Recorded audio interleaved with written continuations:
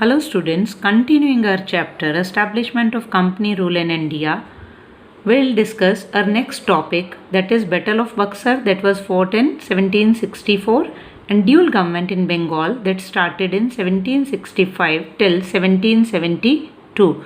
But before discussing these topics, let's have a look at the learning objectives of these topics. The students will be able to analyze the importance of the Battle of Buxar, assess the causes and result of the Battle of Buxar, explain the meaning of dual government. This battle started on 22nd October 1764 at the place Buxar.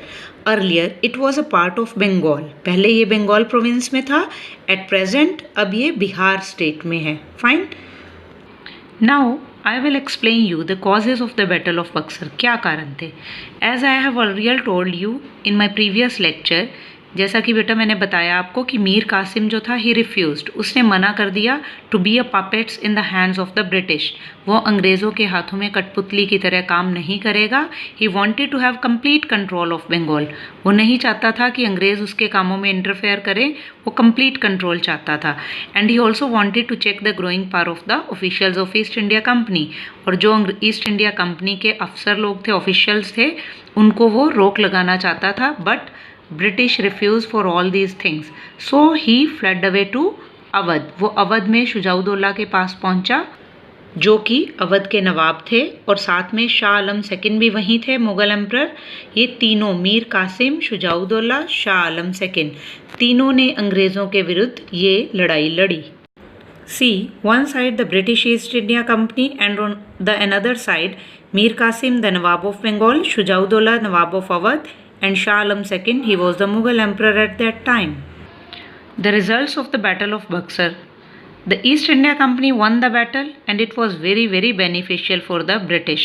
बेटा अंग्रेज़ों ने ही जीतना था क्योंकि उनके पास अच्छे हथियार थे, वेपन्स अच्छे थे, उनकी आर्मी जो थी यूरोपियन स्टाइल में ट्रेंड थी, प्लस डिसिप्लिन्ड आर्मी थी. The company gain the rule and Diwani means right to collect revenue from Bengal.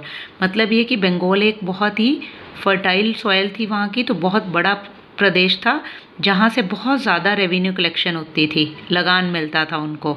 लगान मूवी आप सबने देखी होगी, ठीक है, कैसे अंग्रेज़ हमसे इंडियन से लगान लेते थे.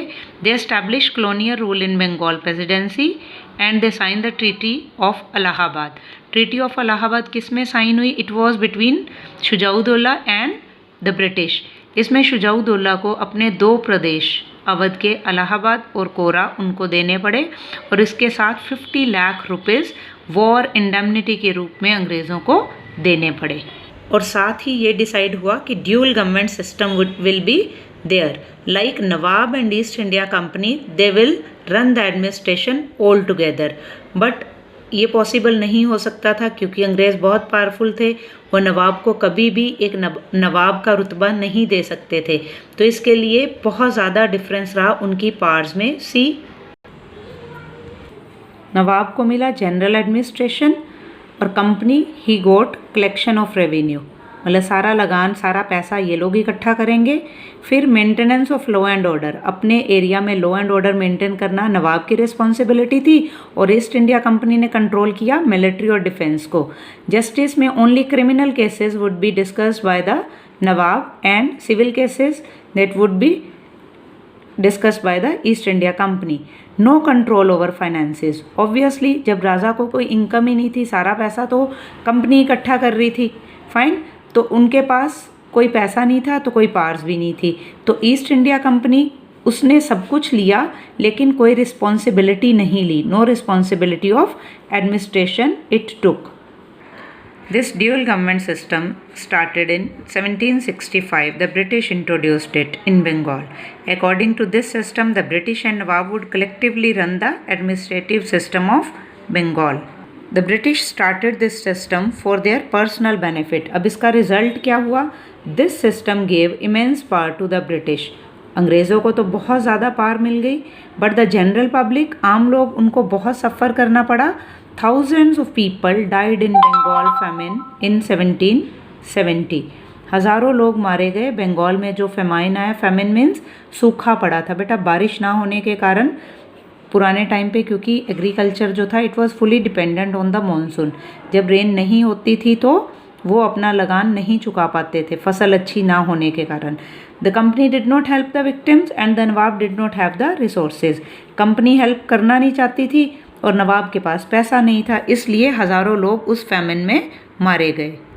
तो इसलिए 1772 में जब गवर्नर जनरल वॉरेन हेस्टिंग्स थे, जो बंगाल के गवर्नर थे, दे कोलैप्स दिस, ड्यूल गवर्नमेंट ख़त्म कर दिया उन्होंने। नवाब एंड ईस्ट इंडिया कंपनी जो उनका आपस में रिलेशन था वो सब ख़त्म कर दिया and the company took the control of Bengal.